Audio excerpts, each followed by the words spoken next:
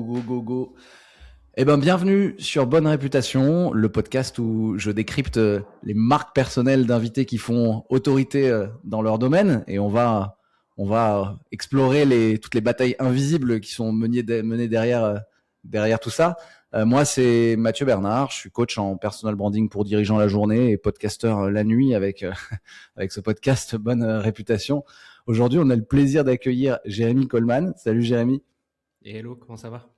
Hello, hello, bah, ça va bien, merci. On fait une petite dédicace à Selim Nedirofer qui était passé sur ce podcast et qui nous a mis en relation. Salut Selim. Euh, pour planter le décor, j'ai décidé de regarder un peu sur les internets et de citer quelques petites punchlines que j'avais lues pour donner l'état d'esprit pour ceux qui ne te connaissent pas. Jérémy Coleman, donc CEO de Coleman Publishing, 3009 coachs et solopreneurs accompagnés. Coleman, ça a augmenté depuis. Bon, pour actualiser les chiffres, en tout cas, c'était très précis. Coleman Publishing accompagne les service-based business de 0 à 1 million d'euros par an. Tu n'es pas conférencier, ni auteur, pas de trophée, pas de village à Dubaï, ni de village, ni de villa à Bali, pardon. On t'a, tu dis en fait, et je cite toujours, on t'a vendu d'être visible, mais c'est une erreur grave.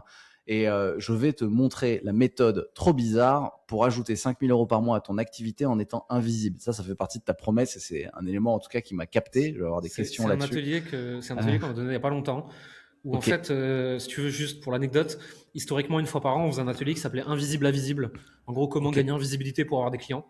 Et cette année, en fait, 3 jours avant l'atelier, je suis en train de regarder mes slides et j'ai plus envie de dire ça. Je suis pas d'accord avec ça. Et j'ai supprimé toutes les slides avec 3000 inscrits. 3 jours avant l'atelier, j'ai fait, en fait, ces gens-là, ils veulent pas être visibles. Ils voudraient être invisibles. On va leur montrer comment être visible juste auprès des bonnes personnes. Et comme ça, ils n'auront pas tous les problèmes de la visibilité. Magnifique. Ok, c'est cool d'avoir la genèse de ça et l'histoire derrière ça parce que tu vois, depuis que en préparant l'épisode, mais je me suis abonné, j'ai regardé tes comptes Instagram, LinkedIn, etc. Et depuis, ton retargeting marche très très bien. Je suis bien retargeté spam par plein de, mais c'est super bien fait, hein, par plein de vidéos. Je vois pas toujours la même, mais par contre, il y a ce narratif de pas la peine d'être influenceur. T'es d'abord entrepreneur et donc être visible, ça sert à rien. Faut une petite audience suffit. Il y a ce truc-là qui revient beaucoup chez toi et que j'aimerais bien explorer puisque dans le personal branding, il y a plusieurs notions, hein, mais il y a une notion fondamentale qui est la réputation. Puis il y en a une autre, généralement, qui s'appelle la notoriété.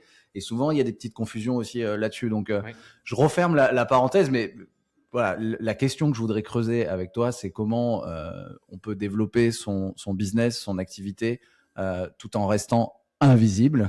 Autrement dit, comment bien choisir ses combats dans sa communication. Parce que moi, les personnes que j'accompagne et les gens qui écoutent ce podcast, c'est des entrepreneurs. C'est pas leur métier d'être des communicants. Et donc, il s'agit toujours d'allouer les bons niveaux de ressources. Voilà, comment on crée une mini audience très monétisable, comment on crée en fait un branding efficace pour se concentrer sur son métier. C'est vraiment la question fil rouge que je veux explorer avec toi. Mais avant, je vais te laisser quand même peut-être mieux te présenter que ce que je ne l'ai fait à travers mes punchlines lus sur Internet. Ça me va. Donc, je m'appelle Jérémy Coleman, j'ai 37 ans. J'entreprends depuis une bonne quinzaine d'années sur Internet essentiellement. Alors bon, pour la petite histoire, j'ai un Master 2 en stratégie digitale des marques. Ça veut tout dire et rien dire à l'ère d'aujourd'hui, mais disons que je fais ça depuis toujours, quoi. Et tout au long de mon parcours, j'ai voulu mettre ces compétences au service de beaucoup de gens très différents. Et là, maintenant, depuis à peu près 5 ans, il y a Coleman Publishing qui est né, qui accompagne des services-based business, mais foncièrement coach, thérapeute, infopreneur, consultant, tu vois, surtout.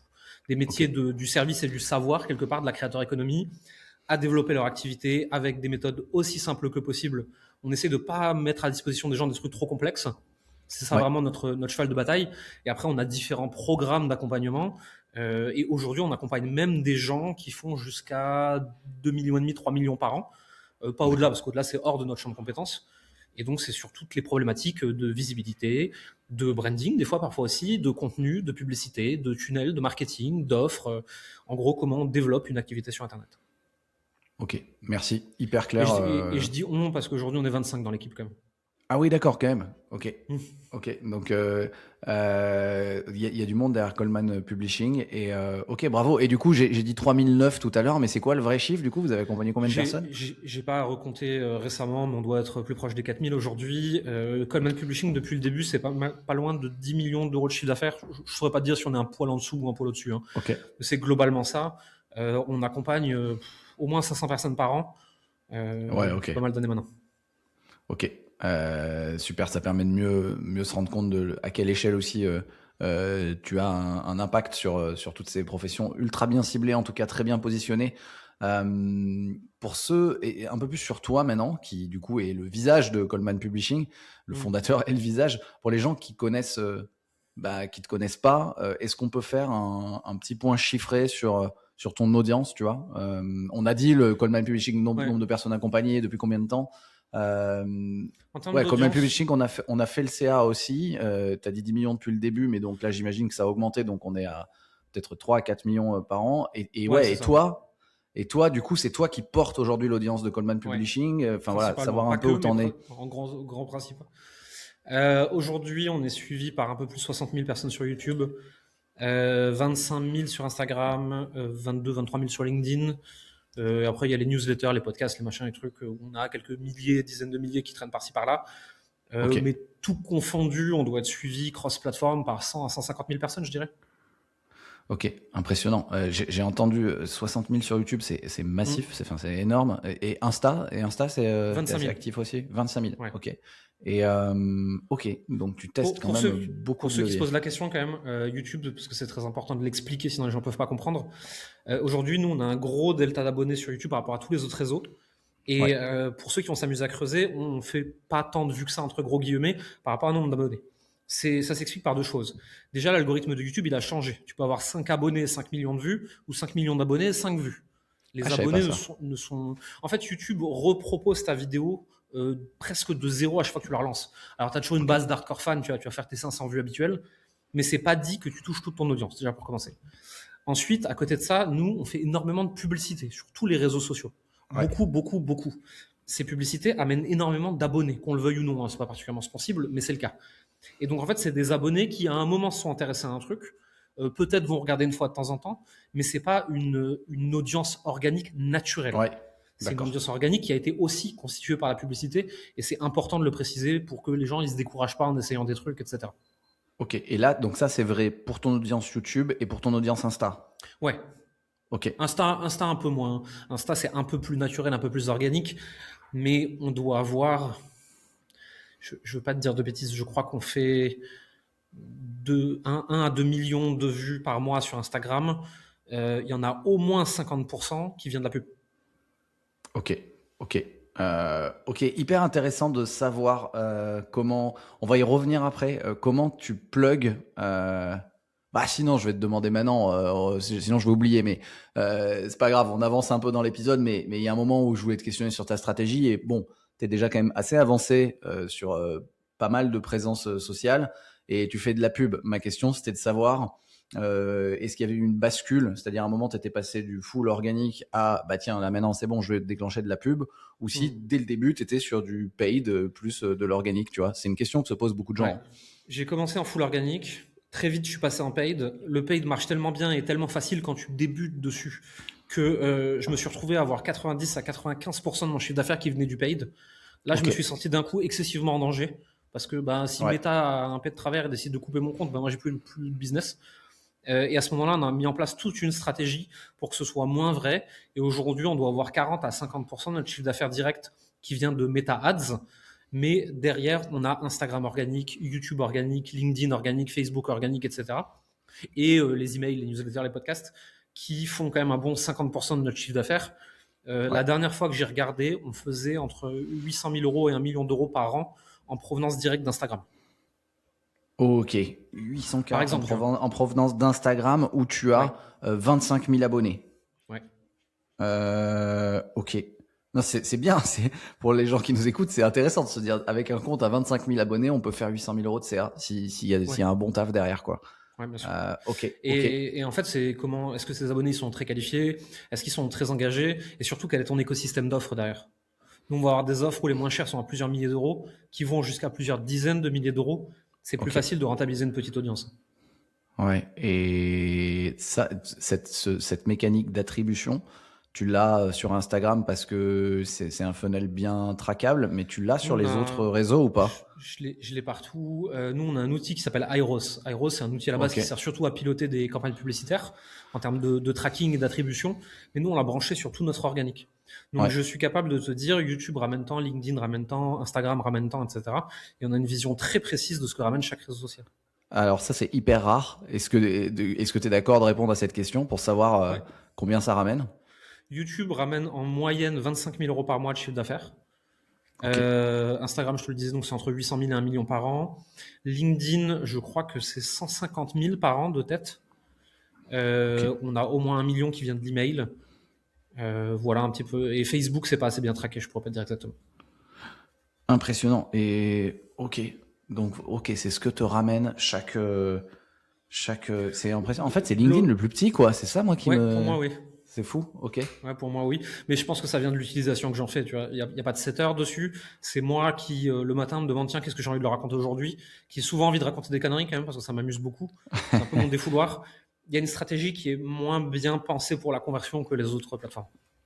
Ok. Bah, et en fait aussi, alors, à la différence de beaucoup d'invités que je reçois ici qui sont dans du B2B, mais vraiment assumé B2B, j'ai l'impression que toi, tu fais du B2B, mais qu'en fait, c'est très proche d'un marketing B2C à la fin. Oui, Que tu vas quand puisque même aller cibler des gens. on adresse des alias solopreneurs. Donc en fait, soit c'est des de vrais solopreneurs tout seuls qui se lancent, soit c'est des solopreneurs qui ont une petite équipe de 5-7 freelances avec eux, tu vois. Mais globalement, on n'adresse pas de la TPE, PME, nous.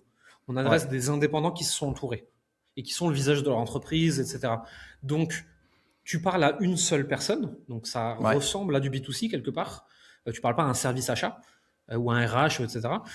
Mais ce sont des entreprises et nous ne les aidons ouais, que sur le développement professionnel de leur entreprise. bien sûr, Donc, bien sûr. en ça, légalement, nous sommes du B2B, mais dans notre communication, ça va beaucoup se rapprocher du B2C. Ok. Merci beaucoup d'avoir répondu à la question. Franchement, c'est très rare d'avoir quelqu'un qui a plein de réseaux et qui a une clarté sur son attribution. C'est pas Ça semble facile, être hein. le B à bas du marketing, mais c'est pas Ouais, facile. mais avec ce qu'on appelle les dark socials aujourd'hui, c'est très difficile puisque la personne, elle a bloqué son iPhone pour que les cookies ne soient pas traqués. Ouais, Donc il faut du server side avec un UTM, etc. Elle est allée regarder ta vidéo YouTube en ne pas suivre. Là, je me souviens plus comment ça bien sûr. s'appelle. Et puis ensuite derrière, il y a un pote à elle qui lui a montré Instagram sur son téléphone. Et puis ça s'abonne avec l'email, avec l'ordinateur de maman. Et puis ça envoie une vidéo WhatsApp par un collègue. Tu vois, et tout ça fait que ok, mais la first touch, elle est où? Donc, c'est pas facile à traquer, de toute Non, façon. c'est ok. Non, mais voilà, on garde les pincettes, mais c'est ok, intéressant. Bon, on est parti vraiment dans le vif du sujet sur la stratégie, les leviers, le coût. Je voulais quand même remonter d'un cran parce que tu as dit un truc très juste tout à l'heure. Tu as dit bah oui, je peux faire 1 million avec sur Insta, rien que sur Insta avec une petite audience de 25 000 abonnés, mais parce que j'ai une bonne offre bien paramétrée. Et donc, avant de parler de réputation et de notoriété au service de ton business. En fait, le personal branding, c'est avant tout savoir bien se positionner. Et en fait, une des galères qu'il y a pour les coachs et indépendants, et je cite Thibault Louis, c'est le syndrome Hollywood. C'est de se positionner comme je suis acteur à Hollywood. Et en fait, tu es comparé à tous les meilleurs plutôt que de se positionner de manière très précisément. Donc, en fait, je suis Ouais. acteur franco-russe. Je maîtrise bien les cascades. Et puis, je fais 2,10 m. Bon, bah là, d'un coup, il n'y a plus grand monde pour un certain type de rôle qui est en compétition avec toi. Et donc, du coup, voilà, ce positionnement, c'est souvent un problème. Donc, la question à 1 million que se posent tous les indépendants, c'est comment on trouve son positionnement, comment on se positionne de manière, en tout cas, puissante, claire et différenciante. Et tu vois, j'ai encore eu la question là cette semaine en rendez-vous commercial avec une nana qui est coach et elle me demandait doit-on absolument se nicher pour se différencier. Toi, tu as une religion là-dessus? Pour moi, la réponse est oui, obligatoirement, en fait. Tout Ok. simplement parce que si tu n'es pas niché, tu te fais dépasser par tous ceux qui sont plus spécifiques que toi, Ouais. tous ceux qui sont généralistes comme toi, mais plus gros que toi, tous ceux qui étaient là avant toi, tout ce qui a l'air d'être plus une pilule magique que toi. Et en fait, prenons un coach en développement personnel, tu vois. Ouais. Tu as le coach en troubles alimentaires post-burnout chez les femmes de 45 ans. Ouais. Et de l'autre côté, tu as David Laroche. Est-ce que tu penses que tu peux battre un des deux? Bah non, Ça va être compliqué. Ça va être tu vas te faire compliqué. rouler dessus. Mais en plus de ça, tu te fais en plus exploser la tête par le Xanax, qui a l'air d'être une solution plus facile et qui coûte que dalle, parce que c'est remboursé, et par Netflix, par le shopping et par le coach sportif, parce que se faire coacher et faire du sport, on se sent mieux. Ouais. Et donc en fait, tu as une amplitude de concurrents qui peuvent te rouler sur la tête qui devient stratosphérique. Plus tu es précis, plus pour ta cible très très très précise, tu es une évidence qui ne peut pas être enlevée. Et on prend tous toujours cet exemple à la con quand on explique ça. Demain, tu dois te faire opérer d'une maladie rare du cœur. Est-ce que tu vas chez le généraliste, chez le chirurgien cardiaque ou chez le garagiste pâtissier chirurgien? La question se pose pas. Ouais. Exactement. Mais comment on fait du coup? Parce que, ok, on se dit bon, ok, il faut que je me niche, il faut que je sois précis. T'as une manière d'aborder les choses. Tu vois, les gens ils se disent oui, il faut cibler par sociaux, démos, faut cibler par problème, faut Déjà, cibler par type. faut bien différencier le profil démographique du profil psychographique. Démographique, âge, ville, sexe, métier, on s'en fout. Ok. Il y a une image très drôle sur Internet. Vous allez dans Google et vous tapez même persona. Je crois que c'est Prince Charles, Iggy Pop, un truc comme ça. Si je dis pas de bêtises, en gros, vous verrez qu'ils ont tous les deux le même âge, ils ont tous les deux le même statut marital, ils habitent tous les deux en Angleterre, ils vivent tous les deux dans un château, ils sont tous les deux riches, tous les deux célèbres. Sauf que vous n'avez un, c'est un prince d'Angleterre et l'autre, c'est un mec qui fait du rock. Tu vois, donc en fait, un avatar, ça veut tout dire et rien dire. Et à côté de ça, par contre, on a le profil, ce qu'on appelle psychographique. Et donc la personne, qu'est-ce qu'elle a vécu? Quel est son profil psychologique? Quel est son métier? Quelle est sa situation familiale? Quels sont ses doutes? Quelles sont ses peurs? Quels sont ses problèmes? Qu'est-ce qu'elle a déjà essayé? Et tout ça permet de se positionner en fait. Et par exemple, je suis sophrologue, tu vois. Je peux régler 1 million de problèmes différents. Et tant que je fais des séances de sophrologie, ça vaut 50 balles. Ouais. Sauf que maintenant, si je m'adresse à des directrices de comex, copil, tout ce que tu veux, qui, post-burnout, ont un problème de stress chronique qui les empêche de prendre la parole comme elles le voudraient à chaque fois qu'il y a un comité. Ça vaut combien pour ces personnes-là de résoudre ça avec la sophro? Ça vaut tout de suite 500 balles de l'heure au lieu de minimum. De 50 balles. Tu peux vendre ça beaucoup plus. Mais en plus de ça, tu as un positionnement où tu ne t'adresses plus que à des grands cadres de grandes entreprises qui, post-burnout, ont des difficultés à se remettre en selle alors qu'ils voudraient. Il y en a certains qui ne veulent pas, mais ceux-là, on les laisse. Et en fait, d'un coup, tu es dans une niche de 100 à 1000 personnes, mais tu as la référence absolue. Et le pire, c'est que tu vas te rendre compte d'un truc, c'est qu'en t'adressant que à ces gens-là tout le temps, il y a 3 cibles secondaires qui vont se dessiner, que tu n'essayes pas du tout d'adresser, mais qui vont venir chez toi naturellement pour demander de l'aide. Ce qui va élargir ton marché. J'invente. C'est 1, 2, 3, 4. Et il y en a toujours. Il y en a toujours. Et moi, je connais des gens qui n'adressent que les femmes, et systématiquement, il y a 3 hommes par mois qui viennent demander et moi. Ouais, bien sûr. Et donc, en fait, d'un coup, tu es surpuissant, tu vois. Et ça rend ton branding hyper facile à définir, ta communication hyper facile à définir, ça x10 le prix de ton offre, ton quotidien est quand même plus simple, et tu n'as plus besoin d'être très connu. Merci pour ça. Franchement, c'est du pain béni, je pense, pour ceux qui se posent les questions, comment je dois faire. Alors après, il faut le faire, hein, il faut se tester. Et du coup, j'ai une question, j'ai la question qui suit, en fait, qui est quand même fortement liée, c'est que j'ai lu ça quelque part, alors en préparant l'épisode, tu dis, je sais plus où tu l'as marqué, hein, mais normalement c'est de toi, passionné de marketing direct et de personal branding. J'adore m'imaginer comment prendre des gens brillants dans leur domaine et rendre ça sexy sur le marché, puis digitaliser une partie de leur activité. Et en fait, ma question, c'est que souvent, le positionnement, il part, là on a parlé par rapport à une cible, mais il est aussi lié à ma personnalité, à moi, je suis, ce que j'aime faire, ce que je sais faire. Et en fait, ma question derrière, c'est comment t'arrives à plugger Joe Rogan. En fait, c'est le plug entre la marque personnelle et le modèle, tu vois. Comment tu plugs le personal branding d'une personne, son identité, à un modèle? On vit dans un monde où le podcasteur le plus écouté de la planète, avec un deal à plus de 100 millions de mémoire, avec Spotify, c'est un gros chauve fan de MMA qui croit aux extraterrestres, qui est ultra conspirationniste et qui reçoit une fois le président, une fois Elon Musk, ou une fois un mec qui a pris tellement de champi qui explique que les extraterrestres sont déjà parmi nous. Dans le plus grand des calmes, avec des têtes de taureaux empaillées derrière. Ça, c'est le branding. Sauf qu'en fait, ce mec-là, il a des compétences, il a une personnalité atypique, il a un croisement de centres d'intérêt qui le rend complètement unique. Et donc derrière, en fait, il peut plugger n'importe quel service par-dessus ça. Il y a une partie de la population qui va adhérer, quoi. Ok. Donc pour toi, ok, il y a pas, en fait, le branding, en fait, peu importe Tu as plusieurs peu façons de importe le faire. service que tu plugues derrière, quoi. Moi, je pense que oui. Regarde, MrBeast vient de racheter une banque. Ok. Est-ce que tu penses que délivrer des services bancaires correspond au branding de MrBeast? Non, ok. Mais en fait, il a une telle distrib qui est venue pour qui il est, qu'aujourd'hui, il a une audience stratosphérique mondiale de 15-25 ans, 15-30 ans, qui ont besoin de se bancariser. Et bien Ok. sûr qu'on ne penserait pas à MrBeast, tu vois, sauf qu'en fait, maintenant, il le propose. Donc bien sûr qu'on va penser à lui. Alors, ok, Joe Rogan, MrBeast, super exemples qui donnent une idée du endgame, quoi. Qu'est-ce qu'il est possible de faire? Sauf que quand tu démarres, est-ce que tu recommandes quand même, est-ce qu'il y a un truc que tu recommandes, genre sans mettre les gens dans des cases, mais démarre par t'es telle personnalité, démarre, tu vois, là on est dans du service-based model. Pour moi, quand tu démarres de zéro dans du service-based model, tu vas extrêmement nicher.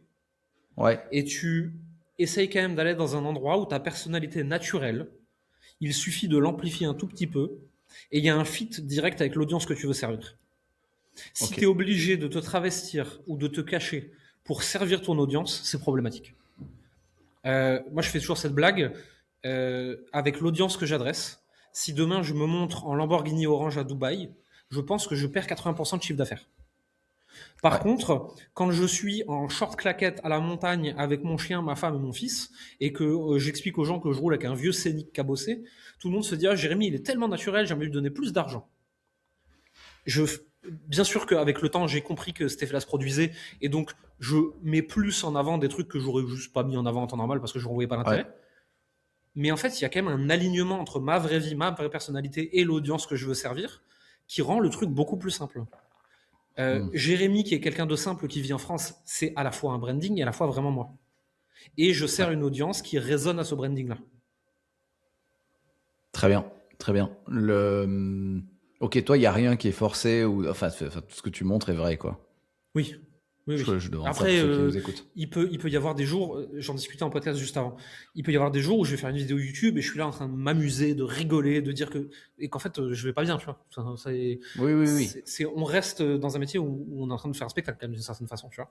Mais mes éléments de branding de qui est Jérémy sont tous vrais. Ça veut pas dire que Jérémy, ce n'est que ça. Ça veut pas dire que certains jours, j'exagère pas un ou deux trucs. Mais globalement, c'est vraiment moi. Ok. Et très bien.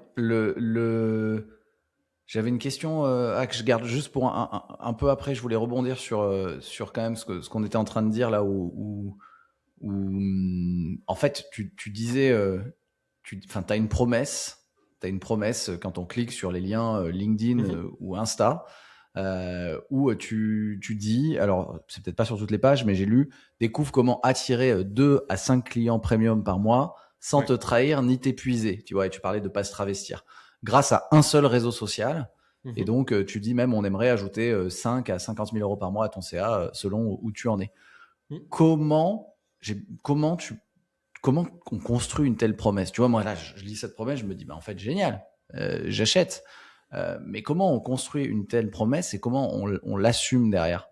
Au début, tu promets rien. Au début, tu prends tes compétences, tu prends une cible qui a l'air d'avoir un problème, et tu te dis, avec mes compétences, je peux résoudre son problème. Tu lui promets pas, tu dis, écoute, aujourd'hui, tu es bloqué là, moi, j'ai telle compétence, je pense que si je les applique là, on peut tendre vers tel résultat. Ouais. Je te le garantis pas, mais mon expérience me dit qu'il y a de grandes chances qu'on le fasse. Tu le fais une fois, obligation deux fois, de moyens. Fois. Oui. Tu le fais une fois, 2 fois, 3 fois, 5 fois, 10 fois. Tu fais, tiens, toute cette portion de la cible, elle n'a jamais aucun résultat. On l'enlève. Tiens, toute cette portion, elle en a plus que d'habitude. On va la garder. Tiens, ceux-là, il leur manque ça. On va l'ajouter.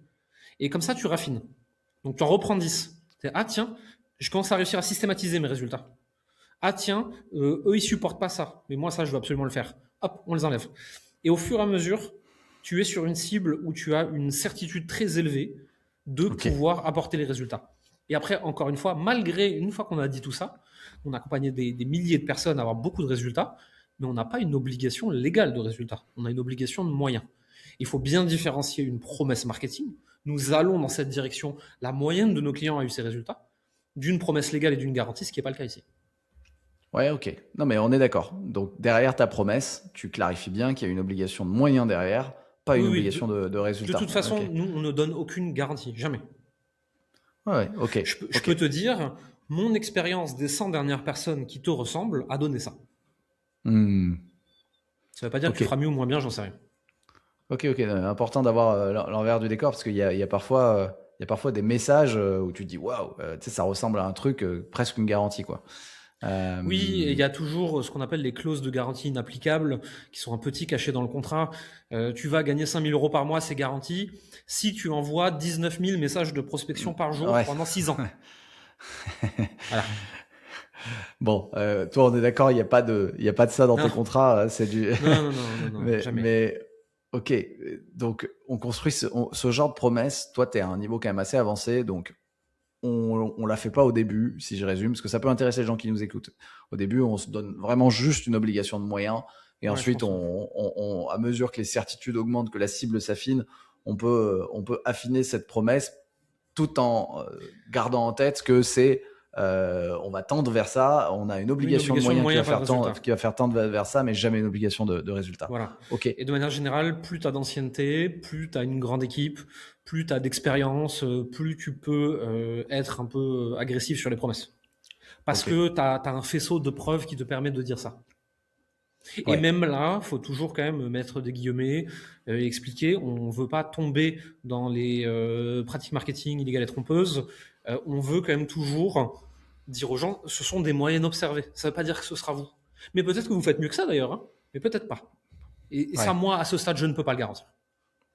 Oui, il y a le sujet aussi dans l'accompagnement de responsabilité de chacun. Il y a un moment où le fait d'avoir une obligation de moyens uniquement de ton côté permet en tout cas chez l'autre, de garder, enfin de conserver sa responsabilité. En fait, il est responsable de ce qui lui arrive à la fin et c'est important. Et à la fois, c'est à double tranchant ça, tu vois, parce que en tant que professionnel, moi, les gens qui foutent rien et qui viennent m'emmerder ensuite, j'aime pas ça, ça me rend très grincheux. C'est ça.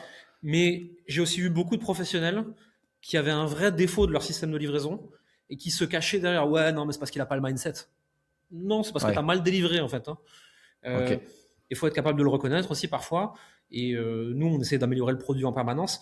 Une obligation de moyens, non de résultats, ne te dispense pas de travailler fort à l'amélioration de ton système de livraison. Hyper clair. Au niveau de, justement, au niveau de... Alors, peut-être qu'il faut être accompagné par Coleman Publishing, mais selon toi, en partant de zéro, du coup, sur un service-based business, mettons qu'on soit coach, thérapeute, en tout cas qu'on soit dans un professionnel de l'accompagnement, à partir de quelle taille d'audience on peut atteindre 10 000 euros de chiffre d'affaires par mois? Alors déjà, ça va dépendre du réseau social. Ok. Des abonnés TikTok ne valent pas des abonnés IG qui ne valent pas des abonnés YouTube. Ouais. Sur YouTube, avec moins de 1000 abonnés, sans aucun doute. Ok. Sur Instagram, je dirais, selon le niveau de précision de ce que tu fais, ça va aller de 500 à 5000. Plus tu es précis, moins tu as besoin de gens. Ouais.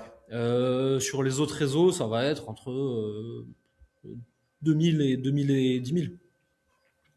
Ok. Et à chaque fois, là, je suis sur quelqu'un qui part de zéro, qui du coup, comme le disait ta promesse au début, on se dilue pas, on fait un seul réseau social. Un seul réseau social, et si on est sur YouTube ou Insta, on arrive avec, je prends par exemple, je prends Insta, direct, tu mets un peu de pub ou non? Là, on parle même pas encore de pub. Non.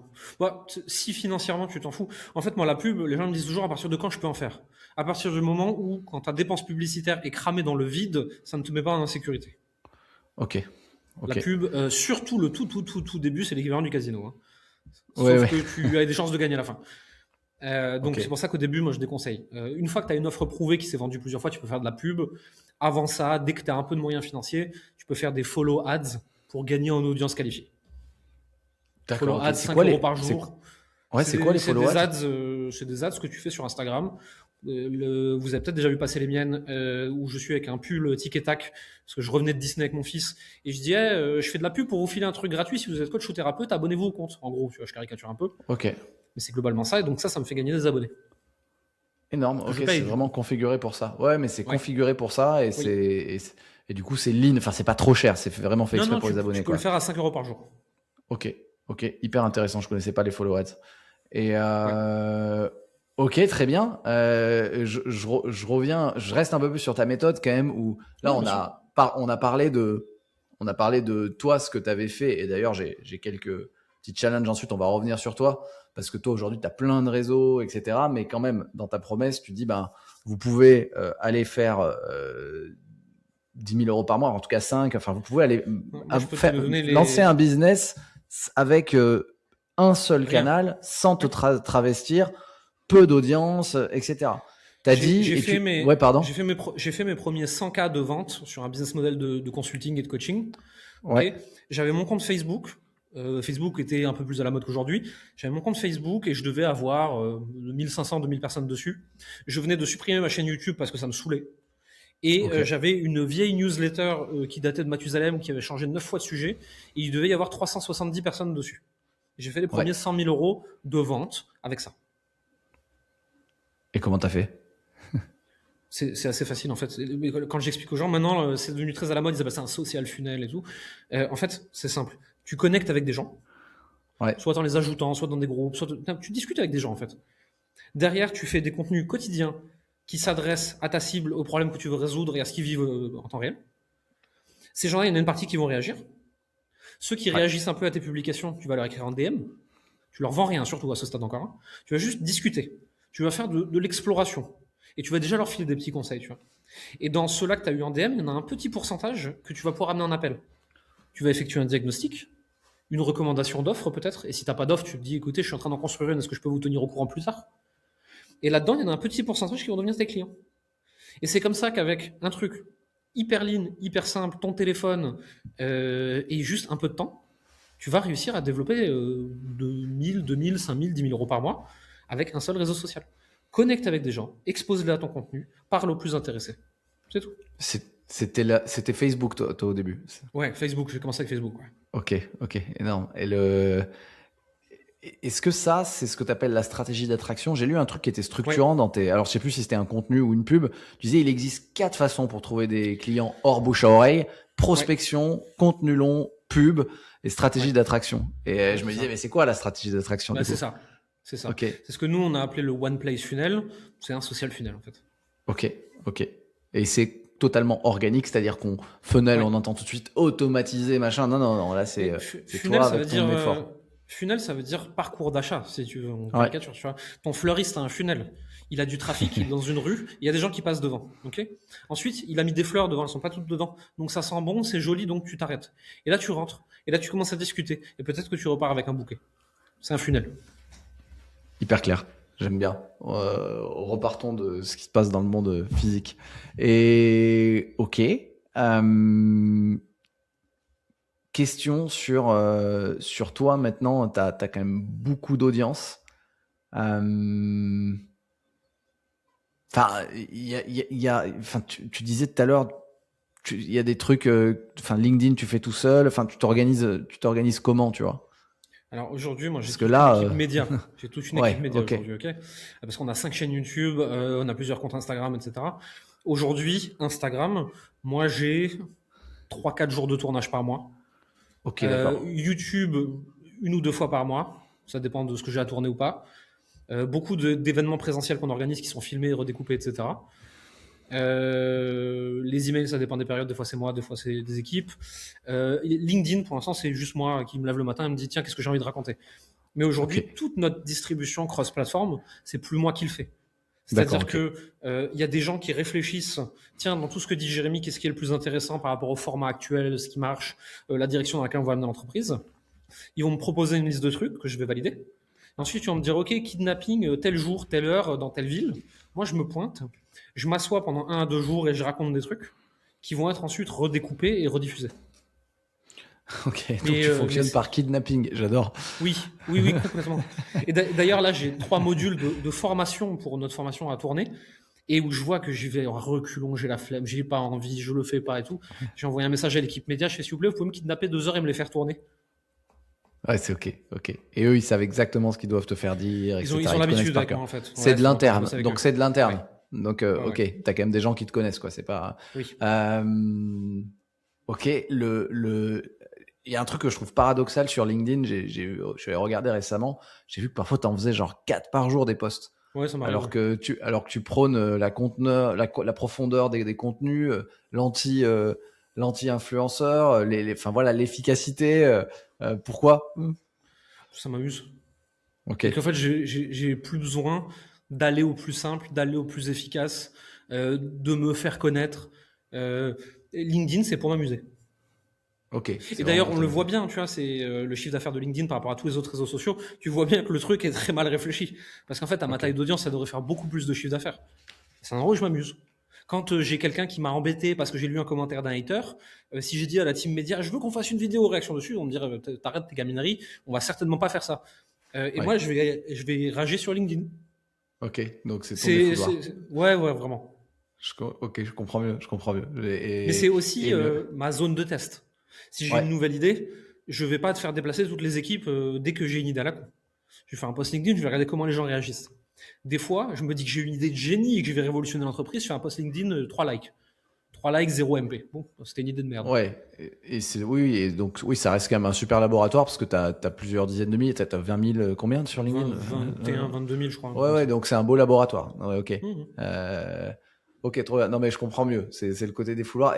C'est parce que tu te permets de faire ça, parce que tu as d'autres présences qui sont investies de Beaucoup, manière beaucoup plus sérieuse stable, voilà. C'est avec réfléchi. avec des gens derrière. Ok, c'est cool ça d'avoir Et de la aussi ce même côté des façon, fouloirs. sur mes stories Instagram, tu vas sûrement voir des conneries. Parce que pareil, c'est moi tout seul. Il n'y a pas Ok. d'équipe qui orchestre une story intelligemment pensée, etc. C'est moi qui fais des blagues, quoi. Et d'accord. Bon, bah, c'est bon à savoir pour celles et ceux qui veulent te découvrir le vrai Jérémy non brandé. Mhm. Aller sur ses stories ou sur LinkedIn. Quel est c'est super industrialisé maintenant tout ce que tu fais quand même et Ouais, professionnalisé. Quelle est oui. ta métrique préférée toi pour évaluer tes contenus? Parce qu'à un moment, bah, tu mesures tout. Le chiffre d'affaires, Ok, je m'en fous du reste.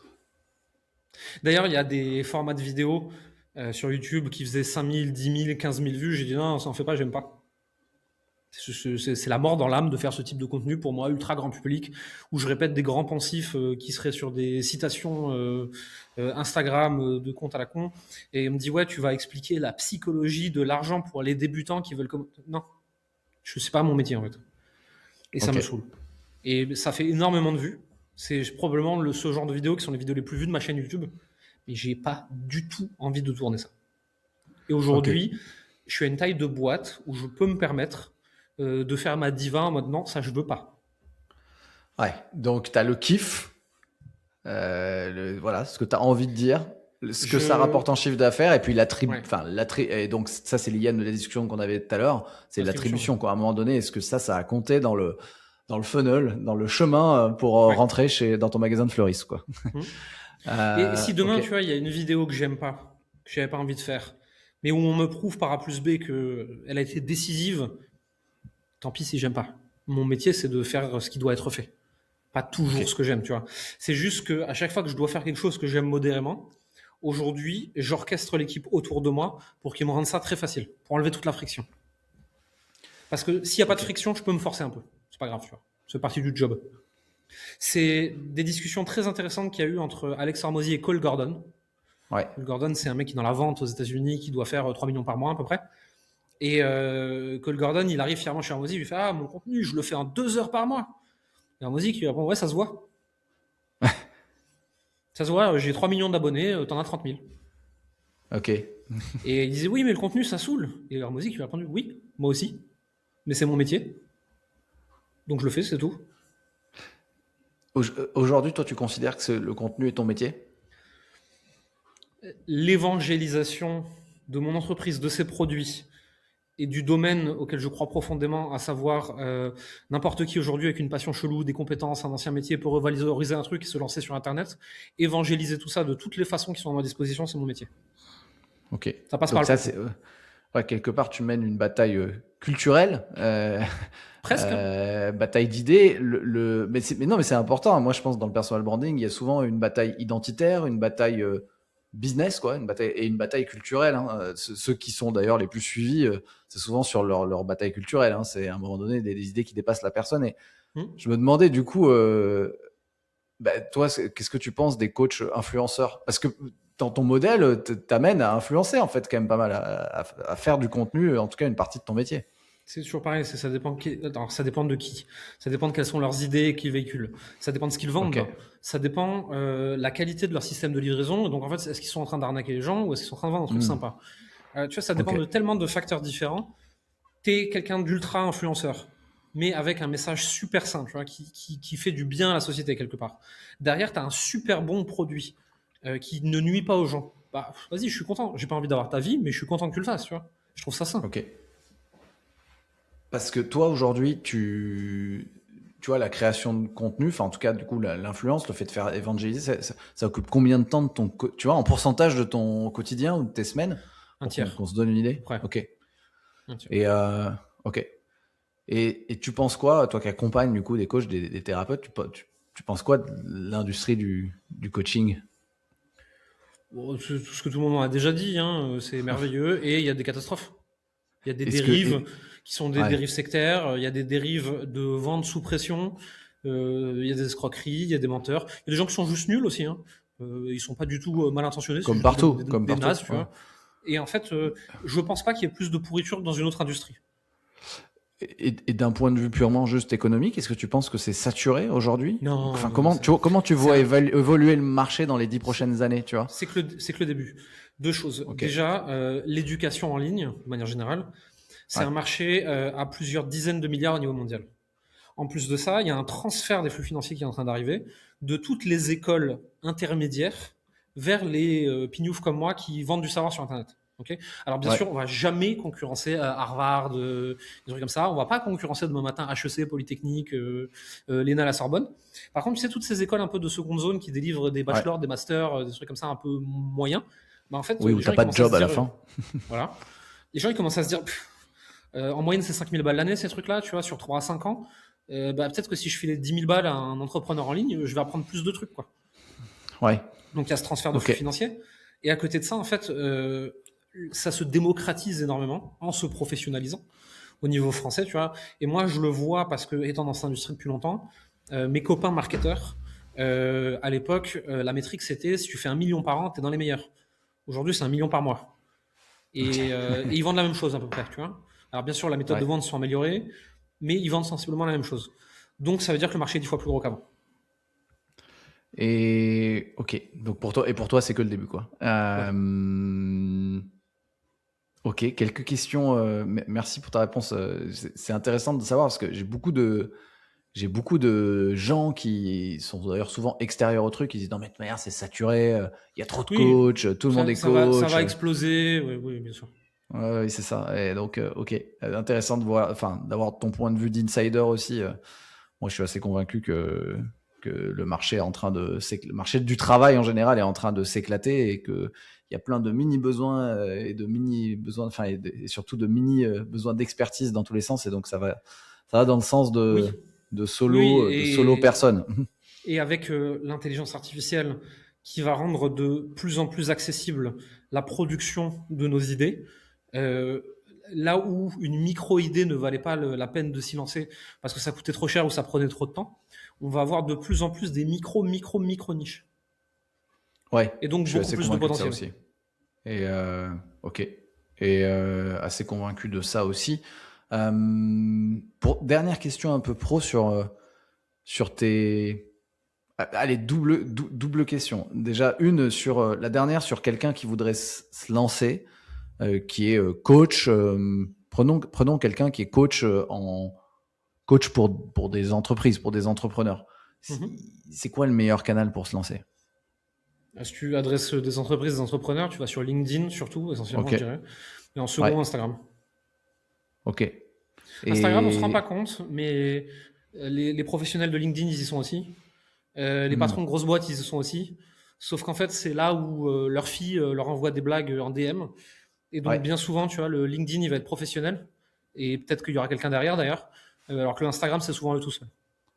Et alors, pour quel type de métier aller sur Insta? C'est plutôt les thérapeutes?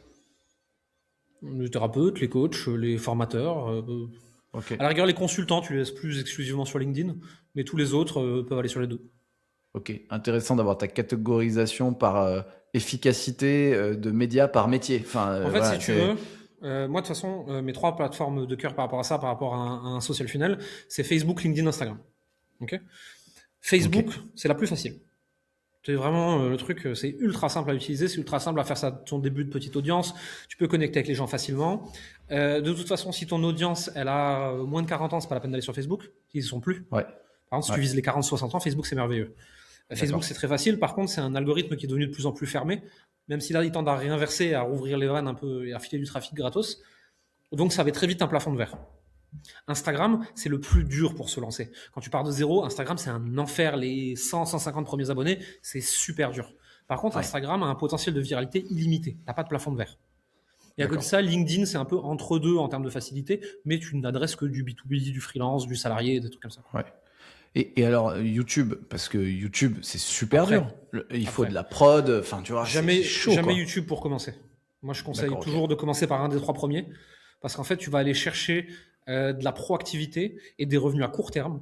Et derrière, Hmm. plus tard, quand tu fais déjà quelques milliers d'euros par mois, tu vas rajouter YouTube par-dessus pour amener de la professionnalisation, une démonstration de compétences, des pensées beaucoup plus longues, etc. Tu commences pas par YouTube. Ouais, et puis c'est du stock aussi. C'est des vidéos qui restent, qui sont Ouais, référencées versus du flux sur les réseaux ouais, qui est très périssable, mais avec ouais, visibilité complètement. rapide. Ok. On démarre par le flux en fonction de sa catégorie et ensuite on peut investir sur du stock. Quelques questions perso, si t'es d'accord, un peu plus perso pour Vas-y, terminer. vas-y, vas-y. Ça va. Hein. T'avais partagé, on connaît tous les deux Manon Tournant. En tout cas, on est tous les deux passés sur son podcast et voilà, c'est quelqu'un que j'apprécie. Elle a fait un super épisode avec toi. Mhm. T'avais partagé être papa. Et là, tu l'as Ouais. redit d'ailleurs que t'as un fils. Sachant que le jeu en fait, le game en tout cas des vendeurs de formation et du coaching en ligne, il est quand même relativement jeune. Toi, comment le fait d'être papa, le fait on a tous les deux à peu près le même âge, d'avoir 37 ans aujourd'hui, comment ça a fait évoluer ton équilibre, voire ton modèle, tu vois? Parce que c'était très Ouais. jeune et c'est en train, quand même, il y a de plus en plus de gens plus âgés, entre guillemets, qui arrivent. Et c'est peut-être pas les mêmes modèles. Enfin, souvent, je trouve, la question sous-jacente derrière tout ça, c'est que Mhm.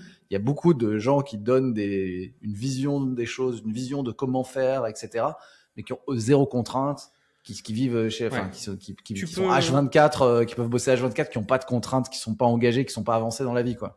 Tu fais pas du business de la même façon si tu as 18 ans et Ouais, 18 heures par jour à taffer, c'est ou ça. si tu as 40 ans, deux enfants, que tu es marié, etc. Les deux peuvent aller chercher des millions s'ils en ont envie, pas du tout de la même façon. Ouais. Les personnes de notre âge, avec des enfants, une famille, etc., ils ont besoin de ce qu'on appelle des choses evergreen, donc qui Ouais. tournent tout le temps, qui peuvent être optimisées progressivement, qui ne dépendent pas énormément d'eux. Moi, je fais pas toutes les 5 minutes des webinaires, des challenges, des trucs comme ça, tu vois.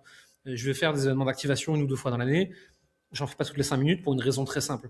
Imagine que mon chiffre d'affaires dépende de ces événements live avec beaucoup d'énergie, etc. Et il marche très bien ces trucs-là, hein, faut pas l'enlever. Hein. Sauf que la veille, bah, moi, mon gamin, il a vomi toute la nuit. Et d'ailleurs, moi, je suis a priori à H-6 de commencer à vomir partout aussi. Comment je fais? Je coule ma boîte parce que j'ai une gastro, tu vois. Et en fait, la personne de 18 ans, bien sûr, il peut lui arriver la même chose. Mais bon, elle n'a pas un petit individu qui lèche le sol et qui vient lui faire des bisous ensuite. Donc elle a quand même vachement moins de chances que ça arrive. À côté de ça aussi, moi, à mon âge, j'ai plus le même niveau d'énergie que j'avais à 20 ans. Je peux pas m'enchaîner 18 heures de taf d'affilée et être en pleine forme le lendemain. Si je fais ça, je fais un burn-out dans les 48 heures, tu vois. Et puis j'ai plus envie. Et puis je fatigue plus vite. Il y a plein de trucs qui font que je vois la progression de mon entreprise d'une autre façon. Il faut que mon entreprise matche avec ma vie et c'est pas moi qui vais m'adapter à ce que l'entreprise veut. En Hmm. fait, c'est ça la différence. Et je pense que si tu as 18 ans et que aimes le business, hein, que ça t'intéresse, tu vois, et que tu bosses pas 14 heures par jour, c'est que t'as pas compris un truc. Je pense que si à 40 ans tu bosses toujours 14 heures par jour, c'est aussi que t'as pas compris un truc. Ok, réponse très claire. C'est quoi qui te fait le plus peur au stade où tu en es actuellement? C'est-à-dire 25 personnes, 3-4 millions de revenus par an, une belle présence partout. Qu'est-ce qui fait peur à Jérémy aujourd'hui? C'est une bonne question. Qu'est-ce qui me fait le plus peur? Non, ce serait que ma vie personnelle, ma santé ou n'importe quoi ne me permettent pas de continuer. Mais a priori, pour l'instant, Ok, ça va. ok. Et bah justement, c'est quoi ton plus grand rêve dans la vie? Qu'est-ce qui te tient à cœur? C'est ma famille. Le reste, c'est du bonus, c'est du loisir, tu vois. C'est-à-dire que je pense profondément que, tu sais, toute cette histoire de mission de vie, tout ça, je pense qu'en fait, la mission de l'humain, c'est d'expérimenter l'humanité. Donc en fait, quoi que tu fasses, c'est bon que t'es dedans déjà. Bon, ça enlève une pression. Je peux pas rater mon humanité, puisque en fait, juste en existant, c'est bon, je le fais déjà. Donc Ouais, derrière, il va bien falloir que j'occupe ma vie à quelque chose. Ça peut paraître un peu long, 80 balais, hein. Il va falloir bien que je fasse un truc. De préférence, quelque chose que j'aime bien. De préférence, quelque chose qui me nourrit, qui m'apporte du confort. Et si je peux faire quelque chose qui bousille pas le reste de la planète, c'est quand même du bonus, tu vois. Et moi, j'ai ouais, trouvé ça, en fait. J'ai un jeu qui m'amuse, qui paye très bien, qui, a priori, quand je fais pas trop de bêtises, est plutôt une force positive ou à minima neutre. Bah, je vais continuer, tu vois. ouais. C'est le jeu que j'ai choisi de jouer pour mon quotidien. Et il est très rigolo. Et du coup, c'est quoi la suite pour toi? Continuer. T'as une vision, Continuer. t'as une, ouais. Continuer aussi loin que possible. Faut pas que ça nique ma vie personnelle. Ok. Faut pas que ça devienne une grosse machine à broyer du cash et que ça ne soit plus lucratif. Et faut pas que je fasse des trucs désagréables plus de 15-20% du temps. Ouais, ok. La règle. J'ai des contraintes en fait. J'ai pas un objectif, j'ai des contraintes. Tant que ces contraintes sont respectées, je peux aller jusqu'où tu veux. Et après, à côté de ça, tu vois, je suis aussi réaliste par rapport à mon modèle économique, ce que j'aime pas, ce qui m'intéresse, Ouais. l'humain que j'ai envie de devenir. Peut-être que sur 20 ans, on va faire 100 millions. Je peux déjà te garantir qu'on fera pas un milliard, hein. Ça n'a aucun sens, hein. Le Hmm. type de boîte qu'il faudrait monter pour aller là, déjà, ce serait pas dans le métier que je fais actuellement. Et en plus de ça, je suis sûr à 100% que j'ai pas envie de monter un truc comme ça dans la vie. Ouais. Mais quand Ok. tu fais un truc comme je fais et que tu te donnes un horizon de temps très très très très long et que tu essaies de pousser le jeu le plus loin possible, bah tu te dis qu'elle est à 25, 50, 100, pourquoi pas, tu vois. Essayons. Et puis au pire pas, tu vois. En fait, ça se trouve demain matin, je fais une crise existentielle et j'arrête tout. Ça se trouve, je fais plus que ça se trouve, je fais moins, mais je m'en fous. C'est juste une direction. Très clair aussi, merci. J'aime bien la règle des 15-20%. Putain, moi j'ai la même, mais 30%. Je devrais peut-être baisser à 15-20. Ça serait Faut pas pas que ce mal. soit trop chiant non plus. Tu sais, c'est le tas de sable, c'est le truc où c'est le niveau de bruit. Quand il est en dessous des 30% chez moi, ça va, ça se gère. Dès qu'il est au-dessus des 30, tout devient l'enfer. Hmm. Le niveau de merde et de trucs chiants à gérer. Ok. Ce podcast s'appelle Bonne réputation. Qu'est-ce que tu penses de ta réputation? Je suis quelqu'un de très franc, très direct, très impulsif, très sanguin.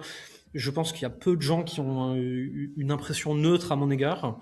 Je pense que soit tu m'aimes beaucoup, soit tu peux vraiment pas me piffer. Ok. Et c'est pas grave, c'est bien comme ça, tu vois. Reverse question, on est sur l'avant-dernière question. C'est la. Écoute, tu peux me poser une question, c'est ce que tu veux. Qu'est-ce que ça t'apporte, le podcast? Ouais, très bonne question. Ça m'apporte en numéro un le réseau. Ça Ok. m'apporte de faire un truc que je kiffe. C'est-à-dire, moi, je déteste les événements de networking, etc. Puis en plus, j'habite Mhm. plus à Paris depuis un moment, donc compliqué. Donc, ce que le podcast m'a apporté, j'en ai fait en studio, en physique, et c'est très bien, c'est encore mieux, mais je l'ai beaucoup fait à distance. Ça m'a apporté de passer avec bientôt une centaine de personnes 1 heure de discussion qualitative. Et moi, le Mhm. moment qualitatif, c'est important pour moi. Et un truc que j'avais sous-estimé, c'est que c'est... Alors, bien sûr, maintenant, ça m'apporte des vues et des clients, mais en premier, c'est ce réseau de gens que j'ai interviewés, et ça a une valeur Mhm. inestimable, en plus de tout ce que Ouais, tu tout à apprends. fait. Incroyable. Donc, ne lancez pas un podcast pour... en fait, si, il y en a qui peuvent le lancer avec une dimension, je vais le monétiser, il faut que ce soit quelque chose qui rapporte de la thune. Et donc, le problème, c'est que quand la passion s'estompe, si le podcast il marche pas et qu'il a pas le bon sponsor, etc., il y a plus rien qui marche. Moi, en Ouais. fait, je l'ai pas fait pour ça. Donc, j'ai eu parfois des sponsors, etc., mais je le fais pour ça, en fait. Là, je passe 1 heure avec toi, je rentre dans ton univers, et et je sais pas, et peut-être que demain, un truc, tu penseras à moi ou l'inverse, et ça peut juste, Ouais, bien en sûr. plus sans attente autre que passer un bon moment, mais ça, ouais, ça a une valeur inestimable pour moi. Merci pour la question. C'est une bonne question qui peut aider celles et ceux qui hésitent à lancer un podcast. C'est tellement de temps qu'il faut avoir un truc qui résiste à la passion, de toute manière. Ouais. Écoute, c'est la fin. J'avais promis de te libérer à l'heure. Tu vois, on est pile sur le temps. Merci à celles et ceux qui nous ont écoutés jusqu'ici. Merci à toi, Jérémy. Pour ceux qui voudraient poursuivre la discussion, te suivre, c'est quoi le mieux? Est-ce qu'il y a un endroit où tu réponds? Est-ce qu'il y a un endroit où c'est toi qui réponds? Comment on bosse avec toi? Okay. Je réponds partout. Ça peut être mon équipe des fois, mais de toute façon, ils me passeront le message. Donc, en fait, dans la mesure du possible, sauf les messages de prospection pourris, on répond à tout le monde. Peut-être que c'est Instagram où il y aura l'accès le plus direct à moi, je dirais. Ok. Et pour bosser avec toi, on va où? On le trouve sur tes présences sociales, j'imagine, mais c'est le site Coleman Publishing? Coleman-publishing.com. Ok, parfait. Bon, je vais te mettre tous les liens des réseaux et colemanpublishing.com, et du coup les gens savent, c'est toi qui réponds surtout sur Insta, et ils peuvent aller voir tes stories. Merci beaucoup, Jérémy. Merci à toi, c'était très cool. Et ciao à tous. Bye. Bon, top.